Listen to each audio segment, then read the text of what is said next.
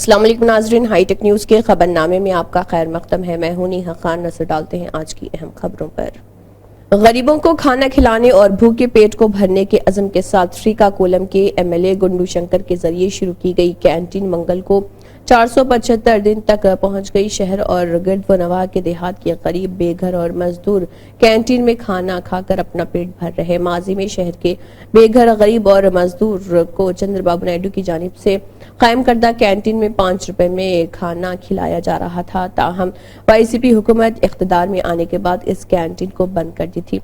इसी को देखते हुए श्रीकाकुलम के एमएलए गुंडू शंकर ने कैंटीन शुरू की। श्रीकाकुलम के एमएलए गुंडू शंकर ने कहा है कि जल जीवन मिशन के हिस्से के तौर पर इसका मकसद हल्के के तमाम घरानों को नलों के जरिए पीने का पानी फराहम करना है। जल जीवन मिशन की तरफ से फराहम करदा नलों के लिए संग बुनियाद रखने की तकरीब देही मंडल के गिश्तापेट गांव में मुनक़िद हुई। इस मौके पर उन्होंने कहा कि मरकजी और रियासती हुकूमतें हर खानदान को पीने का साफ पानी फराहम करने के अज़्म के साथ जल जीवन मिशन स्कीम का आगाज कर रही है। रियासती तालीम, IT और इलेक्ट्रॉनिक्स के वजीर नारा लोकेश ने कहा है कि स्कूली तालीम में मुल्क में बेहतरीन मियारात पर अमल करते हुए AP मॉडल को डिजाइन करने के लिए इक़दाम किए जाएं। वजीर नारा लोकेश ने इंडावली की रिहाइशगाह पर स्कूली तालीम के आला ओहदेदारों के साथ जायजा लिया। इस मौके पर खिताब करते हुए नारा लोकेश ने कहा, तलबा की न सिर्फ निसाब में बल्कि खेलों और सकाफती तकरीबात में भी हौसला अफजाई की जानी चाहिए। अमरावती के मसाइल को हल करने के लिए इंडावली में वज़ीर तालीम, IT और इलेक्ट्रॉनिक्स नारा लोकेश के ज़र एहतमाम प्रजा दरबार में दरख्वास्तें वसूल की जा रही हैं। वज़ीर नारा लोकेश से मिलने के लिए बराह रास्त लोग कतार में खड़े हैं और 22वें रोज भी वज़ीर ने सबकी मुश्किलात सुनी। मुतअद्दिद अपीलों पर अमले को फौरी तौर पर काम करने के अहकाम भी जारी किए। मेयर गढ़वाल विजय लक्ष्मी ने स्वच्छदानम ग्रीन प्रोग्राम के दौरान लोटस पॉन्ड में पौधा लगाया। उन्होंने कहा है कि वो 25 तालाबों पर बड़े पैमाने पर पौधे लगा रहे हैं। उन्होंने कहा कि पौधे लगाने से तालाबों को काफी मदद मिलेगी। शहर के लोगों के लिए इसे खुशगवार बनाने के लिए बताया गया है कि एवेन्यू तालाबों के इर्द गिर्द पार्कों, खाली जगहों और सरकारी इदारों में बड़े पैमाने पर पौधे लगाएं। उन्होंने बताया कि घरों के पौधे लोगों में तकसीम किए जा रहे हैं। उन्होंने कहा है कि ये बहुत खुश की बात है कि शहर हैदराबाद को आलमी सतह पर ग्रीन सिटी अवार्ड मिला है। मेयर ने कहा है कि शहर की खूबसूरती और सफाई को जारी रखने के लिए सबको ताउन करना चाहिए। शमिस्तर इंटरनेशनल स्कूल के साथ मिलकर CR के एक पुरजोश जश्न में शमिस्तर खाजीगुंड में एक आर्ट, लिटरेचर और कल्चर फेस्टिवल का इनेकाद किया गया। मेले में मेहमानों की शिरकत देखी गई, जिनमें बैनुल अक़वामी क्रिकेट परवेज रसूल और कुमार वरुण शामिल थे। ये तकरीब फनकाराना सलाहियतों, अदबी सलाहियतों और सकाफती खूबियों की एक शानदार नुमाइश थी, जिसने जिंदगी के मुख्तलिफ शोबों से ताल्लुक रखने वाले शिरका को अपनी तरफ मुतवज्जो किया। मेले में आर्ट की नुमाइश, अदबी रीडिंग और सकाफती परफॉर्मेंस और इंटरेक्टिव वर्कशॉप समेत मुतअद्दिद सरगर्मियां शामिल थी।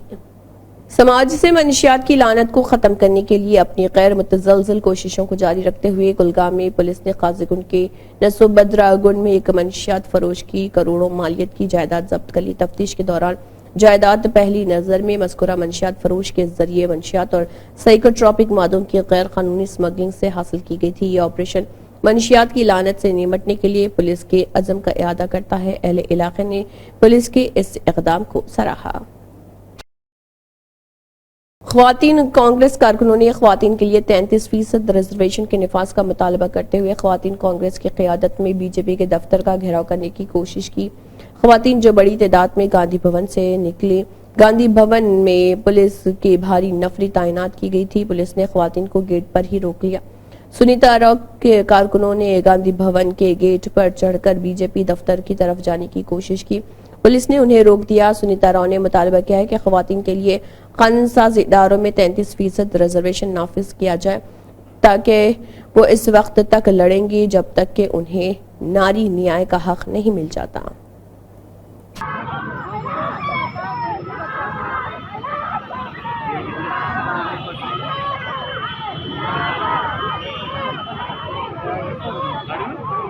तानाका डिवीजन के बहुत से कॉलोनी के रिहायशियों और तलबा के साथ हुकूमत के ज़र एहतमाम सफाई और हरियाली प्रोग्राम के हिस्से के तौर पर एक बड़ी रैली का इनेकाद किया गया। JHMC कमिश्नर अमरापली IAS और ग्रेटर हैदराबाद की डिप्टी मेयर मुत्ते श्रीलता शोभन रेड्डी ने रैली का इनेकाद करने और सफाई सुथराई और माहौलियात के तहफ़्फ़ुज़ के बारे में आवाम में बेदारी पैदा करने के बाद पौधे लगाए, तकसीम भी किए गए और उन्हें हरियाली की अहमियत से भी आगाह किया। इस मौके पर जीएचएमसी कमिश्नर अमरापली आईएएस ने कहा कि खासतौर पर मौसमी बीमारियों के बारे में बेदारी पैदा की गई है। खासतौर पर बुजुर्ग शहरियों ने भी इस प्रोग्राम में हिस्सा लिया और उन्होंने कहा है कि वो बहुत खुश हैं और उन्होंने ये भी वाज़ेह किया कि उनके बचपन की यादें तानाका के साथ जुड़ी हुई हैं जहां वो पैदा हुई हैं।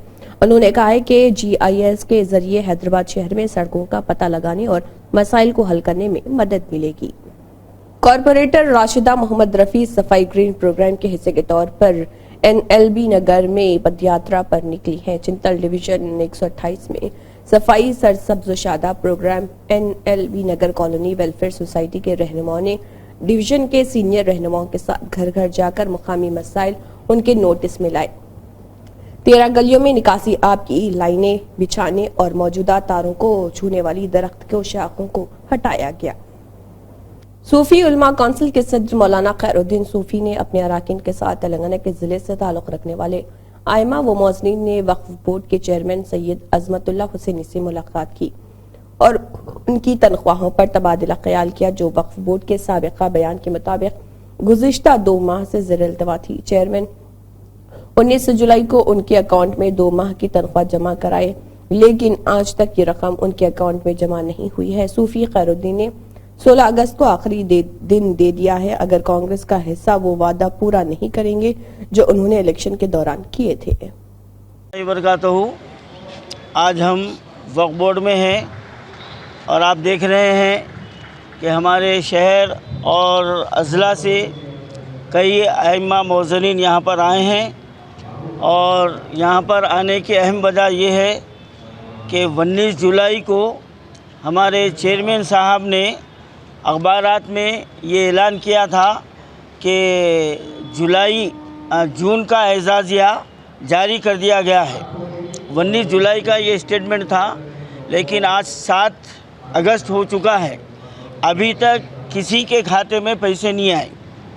तो ये बहुत बड़ी जो है ना आइम्मा मौज़नीन के साथ जो है ना एक खुला मजाक है।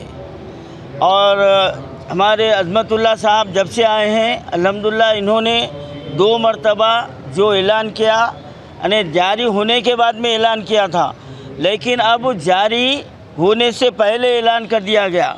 और फिर दूसरा अहम मसला हमारा ये है कि कांग्रेस हुकूमत आने से पहले माइनॉरिटी डिक्लेरेशन में ये वाज़े तौर पर ये वादा किया था कि हमारे रियासत के आइम्मा के लिए 12,000 रुपये एजाज़े दिए जाएंगे और मौज़नीन के लिए 10,000 रुपये दिए जाएंगे। आज कांग्रेस सरकार आकर जो ना 8 महीने हो गए हैं, लेकिन अभी तक हमारे रियासत के आइम्मा मौज़नीन की कोई कार्रवाई आगे नहीं बढ़ी। अब हमारे चेयरमैन साहब का ये बयान है कि हमने फ़ाइल जो है ना भिजा दी है और सीएम साहब के दस्तखत होना बाकी है। तो अब सवाल ये पैदा होता है कि रियासत की जो हमारे मुसलमानों में जो बुलंद व बाला मर्तबा रखने वाले हमारे मसाजिद के आइम्मा और मौज़नीन हज़रात जो हमारे कौम के रहबर हैं, इनके साथ ये नाइंसाफ़ी की वजह क्या है, हम ये जानना चाहते हैं।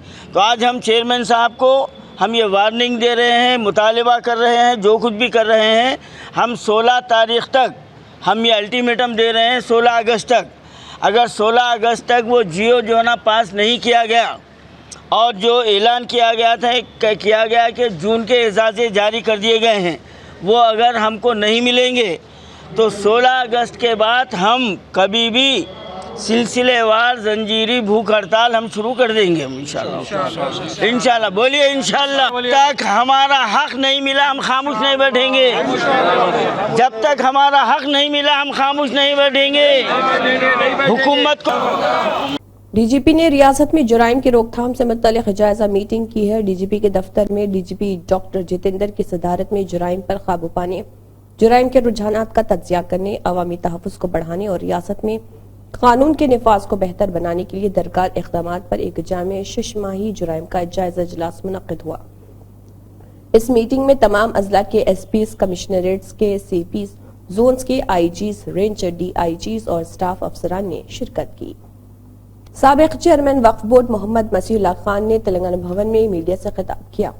और कहा कि कांग्रेस लीडर ने कहा है कि वो खामोश क्यों है। जानिए कब जब बरसर इख्तिदार थी तो हर कांग्रेसी लीडर वक्फ बोर्ड का बाकायदगी से दौरा करते हैं और वक्फ इमलाक और मस्जिद के तहफ़्फ़ुज़ का मुतालबा करते हैं। उन्होंने कहा है कि हाल ही में एक मस्जिद को वक्फ माफिया ने मुनद्दिम कर दिया था, लेकिन वक्फ बोर्ड खामोश है। गार्डन व्यू वक्फ मॉल का बजट मंजूर किया गया था और तैयार है कि वो क्यों नहीं ला रहे और काम शुरू क्यों नहीं कर रहे। जब बीआरएस हुकूमत ने अक़लियती बरादरी के लिए 125 एकड़ अराजी कब्रिस्तानों के लिए मंजूर की, वो तकसीम क्यों नहीं कर रहे। मौजूदा वक्फ बोर्ड के चेयरमैन किस चीज का इंतजार कर रहे। आज जो अमेंडमेंट बिल जो पास होने की बात कर रहे हैं, जो खासकर कांग्रेस हमेशा ये बोलती है कि मोहब्बत की दुकान खुल चुकी है, मोहब्बत की दुकान है, ऐसा है, लेकिन मोहब्बत की दुकान किसके लिए खुल चुकी है उसका अंदाज़ा मुझे नहीं हो रहा है, क्योंकि वफ़ एक्ट क्लियरली बोलता है कि वंस इज़ वफ़ इज़ ऑलवेज वफ़। और जो भी सर्वे होता है गवर्नमेंट से सर्वे होकर वफ़ सर्वे जो अपॉइंट करते हैं वफ़ कमीशन को देकर लैंड सर्विस डिपार्टमेंट से अलॉट कर गवर्नमेंट के तहत अपॉइंट होकर जो सो वफ़ की लैंड्स के सर्वे होते हैं। उसके बाद गवर्नमेंट की जानिब से उसकी गज़ट होती है, गज़ट जो कि नोटिफाइड गज़ट होकर जो सो यहाँ दी जाती है। और उसके बाद जितने भी उसके ऊपर केसेस होते हैं उसको 1 महीने का टाइम दिया जाता है कि आप अगर इसके अंदर कोई गलत चीज़ है या सर्वे में अगर कोई गलत सर्वे नंबर आ चुका है तो उसके लिए आपको 1 महीने का टाइम दिया जाता है। लेकिन मैं गुज़श्ता दिनों में भी देखा था, ख़ासकर मैं हमारे प्रीवियस चेयरमैन साहब का भी मैं शुक्रिया अदा इसके लिए करता हूँ कि उन्होंने काबिल तारीफ़ है, ये कबूल है कि हमारे केसीआर साहब ने 125 एकड़ ज़मीन दी है कब्रिस्तानों के लिए, लेकिन उन्होंने अभी खामोश बैठे हुए हैं कि ये बोल रहे हैं कि 34 एकड़ पे कुछ जो सो इसके ऊपर कोई लैंड के ऊपर केसेस आया बोल के। मैं चेयरमैन साहब से गुजारिश कर रहा हूँ कि आप क्या एक पूरी और बाकी बकाया ज़मीन पे भी आप केसेस आने का इंतज़ार कर रहे हैं क्या? जितने लोगों को, जितने हमारे पास मसला के सब लोगों को, जैसा कि हमारे पास ये भी हम बोल सकते हैं कि ख्वाजा मुस्लिम को भी हमारे पास से कब्रिस्तानों के लिए जगह अलॉट की गई है। मैं ये चाह रहा हूँ चेयरमैन साहब आप बाहर निकलिए या नहीं, अपने दफ्तर पे पूरों को बुलाइए, जितने अपने मसलक के लोग हैं सबको बुलाइए, बुलाकर जो सो सबको ज़मीन आप बांट दीजिए, बाकी का काम जो है तंजीम वो लोग ले लेके कर लेते हैं। और आप ये बड़े दावे के साथ ये बोले कि दूसरे दिन प्रेस मीट रख दे के ये बोले, ये कोई 2020 मैच नहीं है। चेयरमैन साहब मैं आकर आपको ये दरख्वास्त दिया, ये बोला कि 125 एकड़ दी गई है तेलंगाना गवर्नमेंट में, और ख़ासकर बाजू की बिल्डिंग को 22 करोड़ पे जो सो हमारे पास से सैंक्शन हुए, ऑन रिकॉर्ड में आपको बोला था।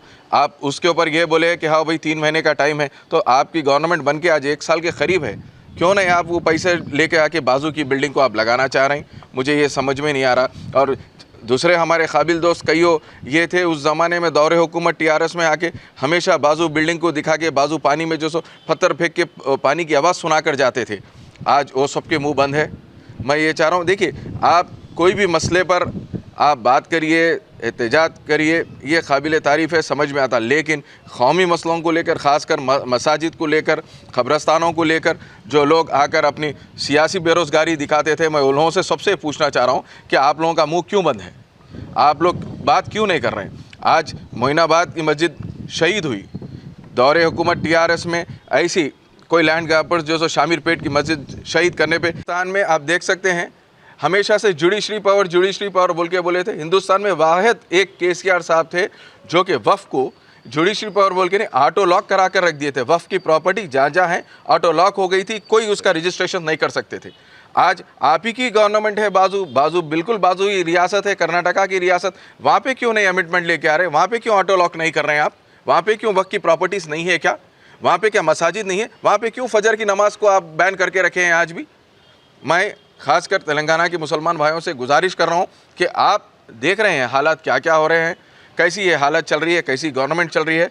हम कोई भी चीज़ पे हमारी गवर्नमेंट की हम जो प्रीवियस बीआरएस पार्टी के हमारे कोई लीडर ऐसे नहीं है, कोई भी सियासी जो सो मस्जिद मसाजिद या कोई ऐसी चीज़ पे आके जो सो हम बयानबाजी करके आप हमारा सियासी जो सो हम इसका फ़ायदा उठाने का हमारा वो नहीं है। आप दावा करें हैं जुम्मे के दिन, मैं मुश्ताक मलिक साहब का भी बयान सुना हूँ, उन्होंने ये दावा करे हैं कि जुम्मे के दिन बाज़ाब्ता व नमाज का इंतज़ाम होगा। आप बराबर अलल ऐलान करिए दावे के साथ, हम भी टीआरएस के बीआरएस के जितने मुसलमान पूरे हमारे तेलंगाना के भाई कोई भी जमात के हो, हम पूरे आकर जो सो आपके साथ नमाज में वहाँ पे शामिल होंगे इंशाअल्लाह ताला। वह नमाज होंगी तो हम भी बराबर वह नमाज़ पढ़ेंगे आकर। वहाँ पर ख़ुद वक्फ बोर्ड की जानिब से जो सो FIR कराए हैं, आप क्यों नहीं निकल रहे हैं, आप क्यों नहीं करा रहे हैं एफआईआर, मैं आपसे ये पूछना चाह रहा हूँ। और रही दूसरी चीज़, मैं जब चेयरमैन था शामीरपेट की मस्जिद को इमीडिएट बगैर किसी के बात के उसके वक्फ बोर्ड की जानिब से 5 लाख रुपए हम दे के वहाँ पे बाउंड्री वॉल का काम शुरू कराने की कोशिश की।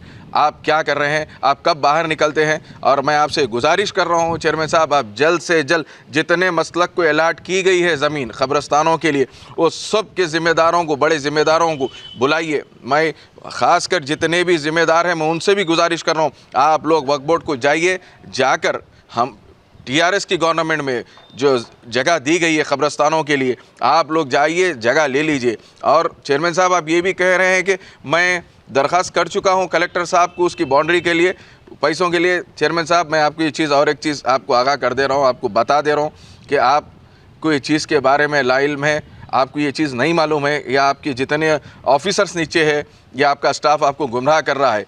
ये जितने भी दिया जाता है ये ग्रांटनेट से इशू किया जाता है। जो कब्रस्तानों के लिए, ख़ासकर हिंदू ग्रेवयार्ड्स के लिए भी जो दिया जाता है, ये एक सीएम साहब की जानिब से आप दिया जाता है, आप कलेक्टर की जानिब से नहीं। कलेक्टर की जानिब से आपको ये पेश करना है ब्लूप्रिंट के साथ कि कितनी जगह है, उसको कितनी बाउंड्री वॉल को कितने पैसे लग रहे हैं, ये पूरा आपको उसका स्टेटमेंट बनाकर देना पड़ता है। मैं आपसे, आप गैर ज़रूरी के लोगों को ये बोल रहे हैं कि मैं आपकी स्पीच सुना हूँ, आप ये बोल रहे हैं कि मैं कलेक्टर को लिख दिया लेटर। क्या, कौन सा लेटर लिखे आप, कैसा लेटर लिखे? जब कि ये जो पैसे आते हैं ग्रांटनेट से आते हैं, कलेक्टर के पास इशू करने की अथॉरिटी जब होती है, आप जब उनको ब्लूप्रिंट बनाकर एक कॉपी बनाकर दिया जाता है तो होती है इसके अंदर। और अब जितने भी लोग कर्नाटका के लोगों को खासकर गुस्सा हम देखते थे प्रीवियस इलेक्शन में, कर्नाटका के कई मुसलमान दिग्गज लीडर, बड़े से बड़े लीडर आकर यहाँ पे बयानबाजी ये करें कि हमारी रियासत में मुसलमानों के साथ ऐसा है। मैं ये बता रहा हूँ कि बाजू की रियासत कर्नाटका की रियासत है, वहाँ पे कर्नाटका की रियासत में आज भी फजर की अजान जो है सो बैन है। आप लोग क्यों नहीं पूछ रहे हैं ये बात? आप जब कांग्रेस जो है सो मोहब्बत की दुकान बोल के लेके चल रहे हैं बाजू के, तो मैं ये चीज़ आपको बताना चाहता हूँ, मैं मुसलमानों भाइयों से रिक्वेस्ट करना चाहता हूँ, हमारी जो गवर्नमेंट थी वाकई सेकुलर गवर्नमेंट थी। हमारी गवर्नमेंट आप देख सकते हैं जो भी चीज़, जो भी फैसले करी, सबके खुशी के फैसले, हर कौम को लेकर चलने वाली जमात का नाम बीआरएस था। यही केसीआर साहब पूरे हिंदुस्तान में जितनी रियासतें हैं, बाजू की रियासत है, कर्नाटका रियासत में भी आप ही की। फिरोज खान ने ब्यूटिशियन और टेलरिंग के सर्टिफिकेट्स तकसीम करने के लिए टीपीसीसी के दफ्तर का मोहम्मद कादर कांग्रेस के रियासती सेक्रेटरी के साथ में लाटिफ पली का दौरा किया। अच्छा, ओके, इधर देखो, इधर देखो। कहाँ से उसका नाम? अच्छा, okay, excellent, excellent, best of luck, best of luck. Vaishali Gautam, नहीं, अरे यार तेरी मोहब्बत ला दी मेरे को यार। चंद्रिका, हो गया। Thank you, thank you, thank you. Chandrika, Ashwini, Chandrika, Ashwini, आप कहाँ रहते हैं? अश्विनी, अच्छा,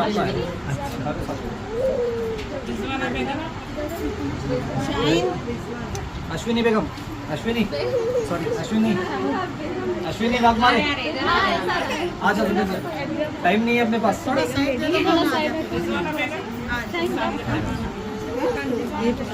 आप रिजवाना बेगम, चलो, best of luck, best of luck. पापा को लेके गया खादर भाई अलर्ट करे। अरे वाह, खादर, एक्सीलेंट खादर, ग्रेट गाँव, वाह, इतनों की दुआ में तो वाह। शाहीन आए, निशाद, शाहीन, निशाद, मुस्कान।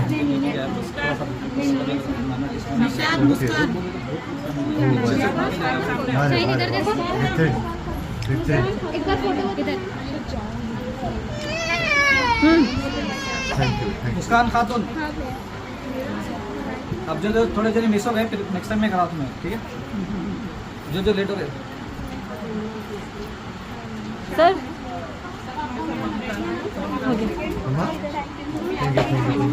मुस्कान, निशाद बेगम 15 తర్వాత మా గవర్నమెంట్లో ఏమేమి స్కీమ్లు ఉన్నాయి, చాలా స్కీమ్లు ఉన్నాయి, కానీ గవర్నమెంట్ దగ్గర డబ్బులు రైట్. సో ఆ డబ్బుల పరిస్థితి నాకు 15 తర్వాత తెలుస్తుంది. దాని తర్వాత ఏదో మీకు ఆశ్వాసన ఏదో ఒకటి చేయండి సార్ మీకు ఇస్తూనే ఉంటాను. నిషాద్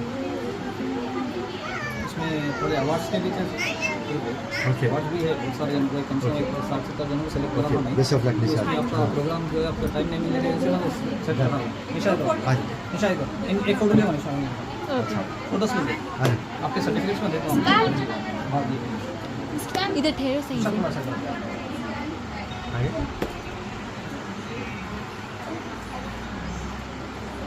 आजा ये पूरे दिन हो आज ऐसा पूरा लाइन से आ जाओ पूरा लाइन से हटो ज़्यादा टाइम नहीं है ना उधर से लाइन से इधर आ जाओ सामने आ जाओ इधर निशा इधर आ जाओ सामने अक्का इधर चल ऐसा अक्का भी खड़ा नहीं मुंगट कंट्रोल थोड़ा पीछे से लो और थोड़ा पीछे से लो इधर आ जाओ आप लोग मैडम इधर आ जाओ सर्टिफिकेट लेके आ जाओ सर्टिफिकेट किसके पास है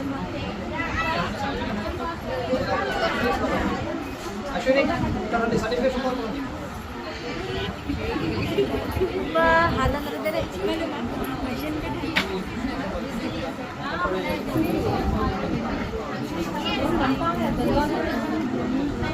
सर्टिफिकेट साइन पकड़ो.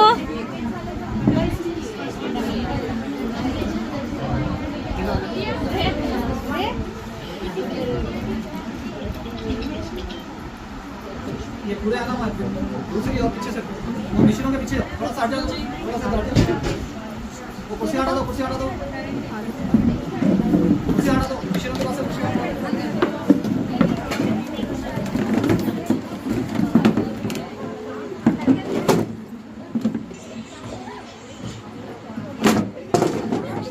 दो साइड हटो ना बीच में से हटो.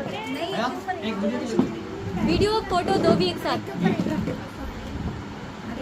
सर्टिफिकेट्स बताओ. Okay thank you.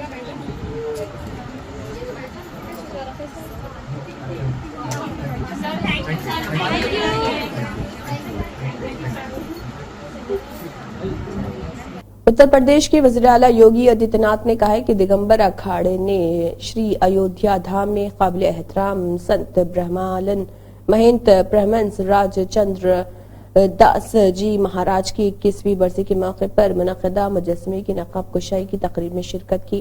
उन्होंने अपनी पूरी जिंदगी इक़दार एक मकसद और सनातन धर्म की रिवायत को मजबूत करने के लिए बसर की. उन्होंने कहा है कि वो कहते थे कि श्री अयोध्या धाम में श्री राम जन्मभूमि पर अजीम शान मंदिर की तामीर मेरी जिंदगी की आखिरी करारदाद है. 1000 से ज्यादा लोगों के लिए नौकरियां और तरबियत. ट्रेगन टेक्नोलॉजीज कंपनी हैदराबाद में अपना मसनवी जहानत का मरकज कायम करने जा रही.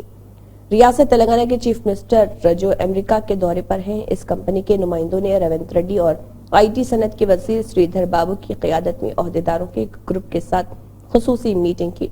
इस मौके पर रियासत में कायम किए जाने वाले मरकज के बारे में तबादला ख्याल किया गया. कंपनी स्टार्टअप्स के लिए डेटा एनालिटिक्स, मसनवी जहानत और जहानत के हल फराहम करती. ट्रेजन कंपनी ने हैदराबाद में मसनवी जहानत की इख्तराई और डिलीवरी सेंटर कायम करने का ऐलान किया. BRS लीडर मन्ने कृष्णक ने तेलंगाना भवन में प्रेस मीटिंग करते हुए CM रेवंत रेड्डी के दौरे अमेरिका पर संगीन इल्जामात लगाए हैं. रिपोर्ट्स के मुताबिक उन्होंने कहा है कि रेवंत रेड्डी ने 50 करोड़ रुपए का मुआहदा किया है. स्वच्छ बायो के साथ 1000 करोड़ एक 2 हफ्ते पुरानी कंपनी जो मुबैना तौर पर उसके खानदान की मलकियत है, खानदानी हुक्मरानी और अक़रबा परवरी के बारे में खदशात पैदा करती है. मन्ने कृष्णक ने दावा किया है कि स्वच्छ बायो के पहले डायरेक्टर वेदावली शिवानंद रेड्डी हैं, जो उत्तर प्रदेश में एक बार चलाते हैं, और दूसरे डायरेक्टर रेवंत के भाई अनुमुला जगदीश रेड्डी है. उन्होंने निशानदेही की कि MOU पर दस्तखत के दौरान उनमें से कोई भी मौजूद नहीं था. उन्होंने कहा कि हर्षा पसुनूरी जो रेवंत के भाई की प्राक्सी है, वज़ीर आला के साथ तस्वीर में थी. इसी के साथ हाईटेक न्यूज खबरनामा इख्तिताम को पहुंचता है. अल्लाह हाफिज.